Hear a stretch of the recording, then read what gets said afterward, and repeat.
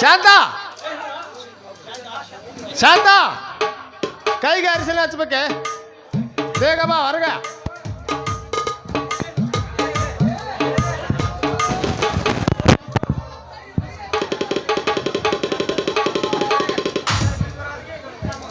One minute stop.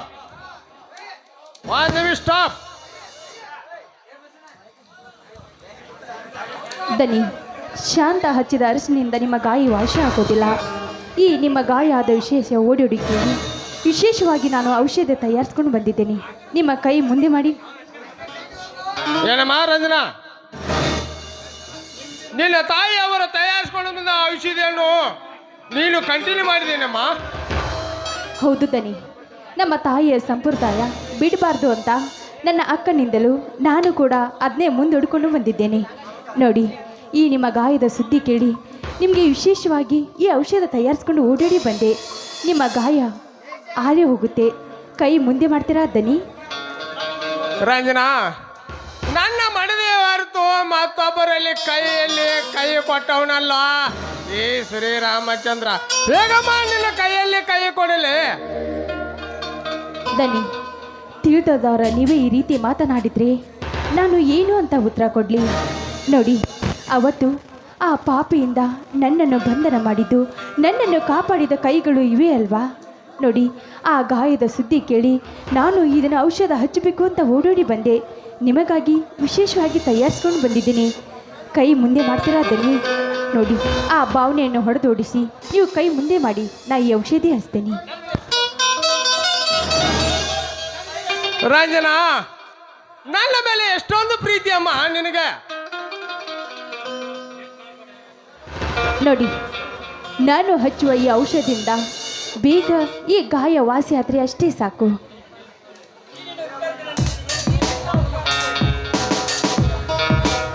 Ranjana, ಈ ನಿನ್ನ ಉಪಕಾರಕ್ಕೆ ನನ್ನಿಂದ ಏನು ಸಹಾಯಬೇಕು ಕೇಳಮ್ಮ, ಅದನ್ನು ನಾನು ತಪ್ಪದೇ ಕೊಡ್ತೇನೆ. ನೋಡಿ, ಇದೆಯೊಂದು ಆ ವಸ್ತು ಶಾಶ್ವತವಾಗದೇ ಇದೆ. ಅದನ್ನು ನೀವು ನನ್ನಿಂದ ಕೊಡ್ತೀರಾ? ಅದೇನಮ್ಮ?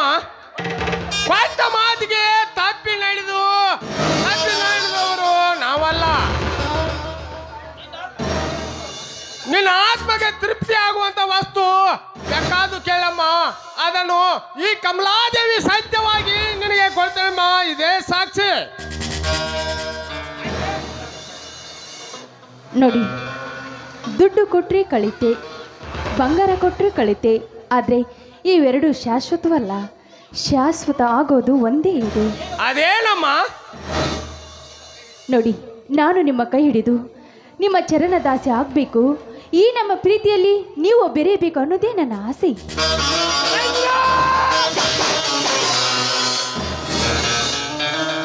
ಎಂತ ದುರಸ್ಥವಾದ ಮಾತು ಕೇಳಿಬಿಟ್ಟೆ ನಿರ್ಲಜ್ಜೆ.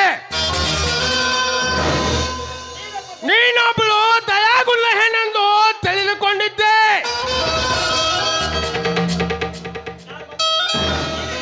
ನೀನು ದಯಾಗುಳ್ಳ ಹೆಣ್ಣೆಂದು ನಾನು ಮಾತು ಕೊಟ್ಟೆ. ನೀನು ಹೆಣ್ಣಲ್ಲ, ರಾಕ್ಷಸೆ. ನೋಡಿ ದನಿ, ಈ ಧರ್ಮ ತುಂಬಿದ ಮನೆಯಲ್ಲಿ ಧರ್ಮನೇ ಪಾಲನೆ ಮಾಡಿಕೊಂಡು ಬಂದವರು ನೀವು ಮಾತು ಕೊಟ್ಟು ಎಂದು ಹಿಂದಕ್ಕೆ ತಗೊಳ್ತಿಲ್ಲ ಅಂತ ನಮಗೆ ಚೆನ್ನಾಗಿ ಗೊತ್ತಿದೆ.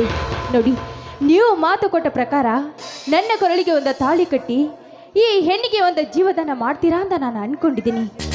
ಬೇಗ ನನ್ನ ಕೊರಳಿಗೆ ತಾಳಿ ಕಟ್ಟಿದ್ದೀನಿ, ನನ್ನನ್ನು ನಿಮ್ಮ ಮಡದಿ ಅಂತ ಸ್ವೀಕರಿಸಿ. ರಂಜನಾ, ನನ್ನದು ಧರ್ಮ ತುಂಬಿದ ಮನೆ. ಧರ್ಮ ದೇವತೆ ಅಂತ ನನ್ನ ಮಡದಿ ಇರುವಾಗ ನಾನಿನ್ನು ಕೈ ಹಿಡಿಲೆ? ಈ ನಾಡನ್ನು ಆಳಿಸಿ ನ್ಯಾಯ ದೊರಕಿಸಿಕೊಡುವ ಈಶ್ವರ ಈ ನಿನ್ನಂತ ಹೇಸೆ ಕೈ ಹಿಡಿದು ಅಧರ್ಮದ ಅಡಿಪಾಯ ಹಾಕಲೆ? ಅದೆಂದಿಗೂ ಸಾಧ್ಯವಿಲ್ಲ. ನನ್ನದು ಧರ್ಮ ತುಂಬಿದ ಮನೆ. ನನ್ನದು ಧರ್ಮ ತುಂಬಿದ ಮನೆ.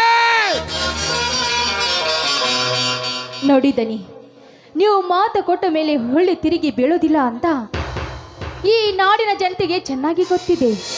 ಯಾಕಂದ್ರೆ ನೀವು ಕೊಟ್ಟ ಮಾತು ಅಮೃತ ಹೋಗ್ತೀರಾ, ವಿಷ ಇರೋದಿಲ್ಲ. ಎಂತ ಸಿಡಿಲಿನ ಮಾತು ರಂಜನಾ, ಎಂತ ಸಿಡಿಲಿನ ಮಾತು. ಈ ಸಿಡಿಲಿನ ಆರ್ಭಟಕ್ಕೆ ಕಮರ್ಷಿ ಕುಪ್ಪಳಿಸಿ ಹೋಗುತ್ತಿದೆ ನನ್ನ ನ್ಯಾಯದ ಉಸಿರು. ರಂಜನಾ ರಂಜನಾ, ಎಂತ ಮೋಸದ ಮಾತಿನಲ್ಲಿ ಸಿಲುಕಿಸಿಬಿಟ್ಟೆ ನನ್ನನ್ನು. ಯಾಕಿದ್ದೇನೆ, ಯಾಕೆ ಹಿಂಗೆ ತೊಲಸ್ತಾ ಇದ್ದೀರಾ? ಎಲ್ಲಿದೆ ನಿಮ್ಮ ಗಂಡಿದೆಯ ಪೌರುಷವ ತಾಕತ್ತು? ತೊಂಡೆ ಅಂತ ಹೆಣ್ಣು ನಿಮ್ಮ ಮುಂದೆ ನಿಂತರೂ ಕೂಡ ಗಂಡಿದೆ ಮಾತು ಎಲ್ಲಿದೆ? ರಂಜನಾ,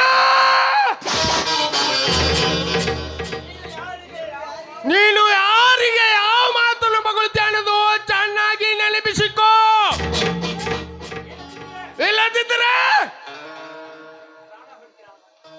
ಇಲ್ಲದಿದ್ದರೆ ಪ್ರಾಣ ಹೊಡಿತೀರಾ, ಇಲ್ಲ ಮಾನ ಕಳಿತೀರಾ? ಈ ವೇಡಲ್ದ ಇನ್ನು ಏನು ಮಾಡ್ತೀರಾ? ನೋಡಿ, ಈ ನಿಮ್ಮ ತಲೆಯಲ್ಲಿರೋ ಭಾವನೆಯನ್ನು ಹೊಡೆದಾಕಿ ಮೊದಲು ನನ್ನನ್ನು ನಿಮ್ಮ ಮಡದಿ ಅಂತ ಸ್ವೀಕರಿಸಿಕೊಳ್ಳಿ. ನನ್ನ ಮನದ ಆಸೆಯನ್ನು ಪೂರೈಸಿದ್ದೀನಿ. ಬೇಡ ರಂಜನಾ, ಬೇಡ. ನಿನ್ನನ್ನು ಕೈ ಹಿಡಿದು ಈ ಸಮಾಜದಲ್ಲಿ ನನ್ನ ತಲೆ ಕೆಳಗ ಮಾಡಬೇಡಮ್ಮ, ಕೆಳಗ ಮಾಡಬೇಡ. ನನ್ನ ನಾಯದ ಕುರ್ಚಿಗೆ ಧಕ್ಕೆ ತರಬೇಡಮ್ಮ, ಧಕ್ಕೆ ತರಬೇಡ. ನಿನ್ನ ಕೈ ಮುಗಿದು ಕೇಳ್ತೀವಿ, ಪ್ರೀತಿಯಿಂದ ಹತ್ತುತ್ತಲೇ. ನೀನು ನನಗೆ ತಂಗಿಯ ಸಮಾನ. ಪ್ರೀತಿಯಿಂದ ಹತ್ತುತ್ತಲೇ ಚಿನ್ನ ಕೊಡ್ತೀನಿ, 50,000 ರೂಪಾಯಿ ಹಣ ಕೊಡ್ತೀನಿ. ತೆಗೆದುಕೊಂಡು ಹೋಗಮ್ಮ, ತೆಗೆದುಕೊಂಡು ಹೋಗೋ. ನೋಡಿ, ತಂಗಿ ಆಗಬೇಕಾಗಿದ್ದು ನಿಮಗಲ್ಲ, ಆ ರವಿ ಬರ್ಮಗೆ. ಅವನಿಗೆ ನಾನು ತಂಗಿ ಆಗಬೇಕು.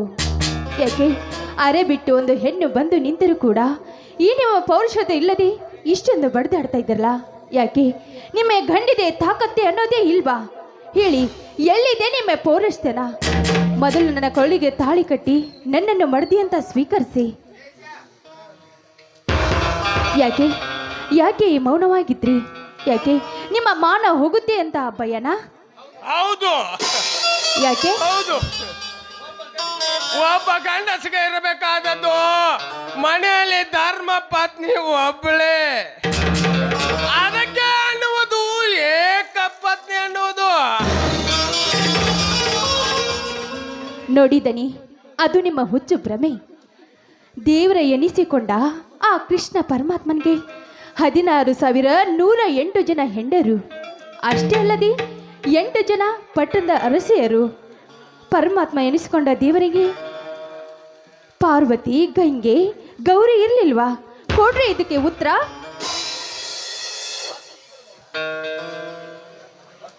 ಮತ್ತು ಈಗಲೇ ಮೌನ ಯಾಕೆ ದನಿ? ಯಾಕೆ ನಿಮ್ಮ ಮನಸ್ಸಲ್ಲಿ ಈ ರೀತಿ ಬೇವನಿ ಹುಟ್ಟಿದೆ?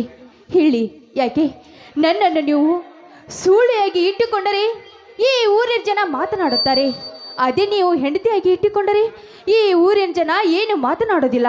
ಯಾಕೆ ಇಬ್ಬರ ಹೆಂಡರನ್ನು ಮಾಡಿಕೊಂಡ ಈ ಸಮಾಜದಲ್ಲಿ ಯಾರು ಇಲ್ವೇ ಇಲ್ವಾ? ಎಂತ ಕಠೋರವಾದ ಪ್ರಸಂಗ ಇದು. ಅಜುದು ಬಾಂಧವಳಿಗೆ ಬಣದಿ ಅಂತ ಸ್ವೀಕಾರ ಮಾಡಲೇ ಇಲ್ಲ. ಇಬ್ಬರು ಹೆಂಡರಾದರೆ ತಪ್ಪು ಹೇಳುವುದೇ? ಹೇಳು. ತಪ್ಪಲ್ಲ ಮುಡ, ಹಸಿದ ಬಂದವರಿಗೆ ಕೃಷಿ ನೀಡಿ ಆಶ್ರಯ ಕೊಟ್ಟರೆ ಅದು ಶುದ್ಧ ತಪ್ಪಲ್ಲ. ಹೌದು ಹೌದು ಹೌದು. ನಾನು ಇದನ್ನು ಮಾಡಿದರೆ ತಾಳಿ ಎಂದು ಕಟ್ಟಿ ಇವಳನ್ನು ಮಾಡಿದೆ ಅಂತ ಸ್ವೀಕಾರ ಮಾಡಲಿ ಇಲ್ಲ? ಬೇಡ ರಾಮಚಂದ್ರ, ಬೇಡ. ಶ್ರೀರಾಮನಾಗಿ ನೀನು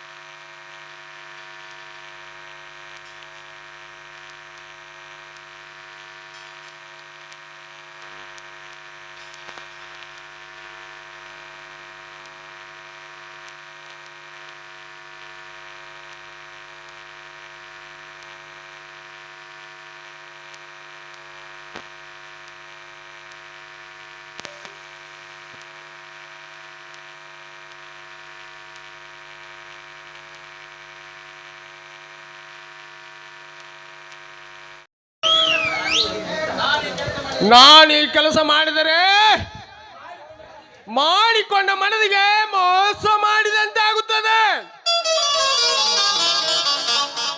ಈ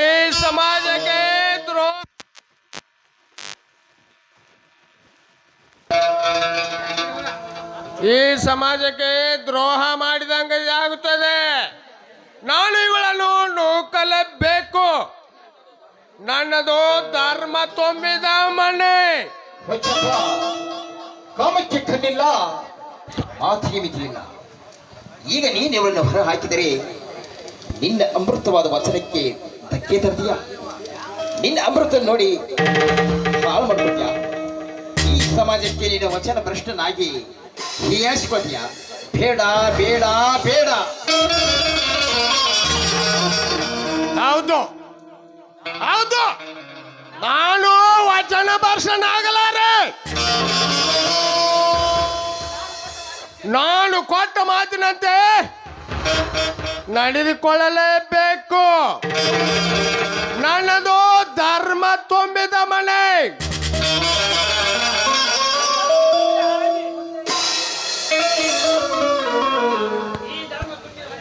ಈ ಧರ್ಮ ತುಂಬಿದ ಮನೆ ಹಾಳಾಗಿ ಮುಂದೆ ಒಂದು ನನ್ನ ಮುತ್ತು ಹೊಡೆದು ಹೇಳುವಿದೆ. ಹೇಳು. ಅದು ನಿನ್ನ ಭ್ರಮೆ. ಒಂದು ಮುತ್ತು ಹೊಡೆದರು ಮತ್ತೊಂದು ಮುತ್ತು ಇರುವುದಿಲ್ವ ನಿನಗೆ? ಹುಚ್ಚ ಹುಚ್ಚ, ಯಾಕೆ ಅನೇಕ ವಿಚಾರ ಮಾಡ್ತೀಯ? ಮೊದಲು ನಿನ್ನನ್ನು ನಂಬಿ ಬಂದ ಹೆಣ್ಣಿಗೆ ಆಶ್ರಯ ಕೊಡು, ಆಶ್ರಯ ಕೊಡು, ಆಶ್ರಯ ಕೊಡು. ಹೌದು ಹೌದು ಹೌದು, ನನ್ನ ನಂಬಿ ಬಂದ ಹೆಣ್ಣಿಗೆ ಆಶ್ರಯ ಕೊಡ್ಲೇಬೇಕು. ಅದೇ ನಿಜವಾದ ಮಾನವ ಧರ್ಮ. ಏಕೆ ದನಿ, ಇನ್ನು ನೀವು ಇಷ್ಟು ಮೌನವಾಗಿ ನಿಂತಿದ್ದೀರಲ್ಲ? ನೋಡಿ, ನಿಮ್ಮ ಪ್ರೀತಿಗಾಗಿ ನಾನು ಕಾತುರದಲ್ಲಿ ನಿಂತಿದ್ದೇನೆ.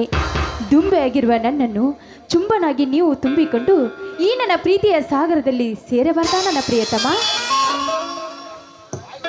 ರಂಜನಾ, ಆಯ್ತು ರಂಜನಾ, ಆಯ್ತು. ಈ ನಿನ್ನ ತುಜಪುಂಜವಾಗಿ ಕಾಣುತ್ತಿರುವ ನಿನ್ನನ್ನು ತುಂಬಿಸಿ ಆನಂದಿಸುವೆ. ಬಾ, ನನ್ನ ತೋಳ ತಟ್ಟಿ.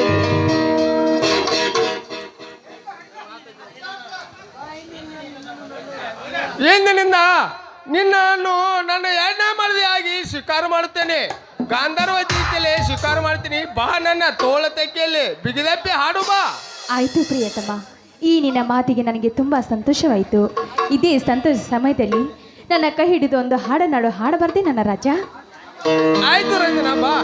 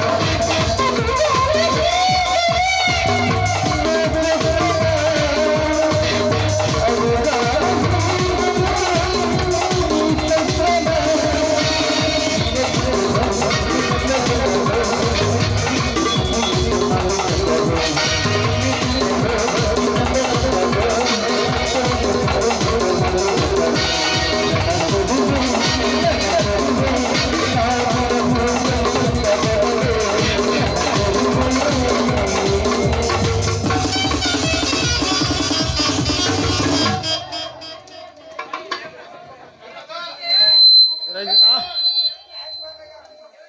ಎಷ್ಟೊಂದು ಆತು ನೀನು ಪ್ರೀತಿಯಿಂದ ಬಾಳತ್ತಾತು ಕಾಯ್ತಾ. ಇನ್ನೊಂದು ಗೀತೆ ಹಾಡಬಾರ್ದೆ?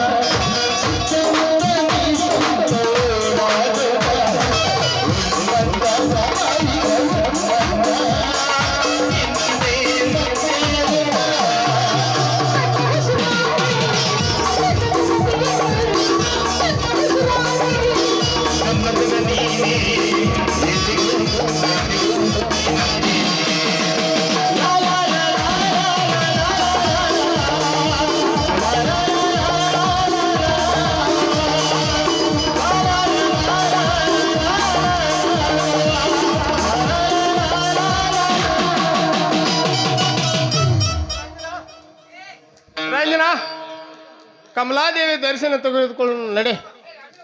ಆಗ್ಲಿ ಬನ್ರಿ.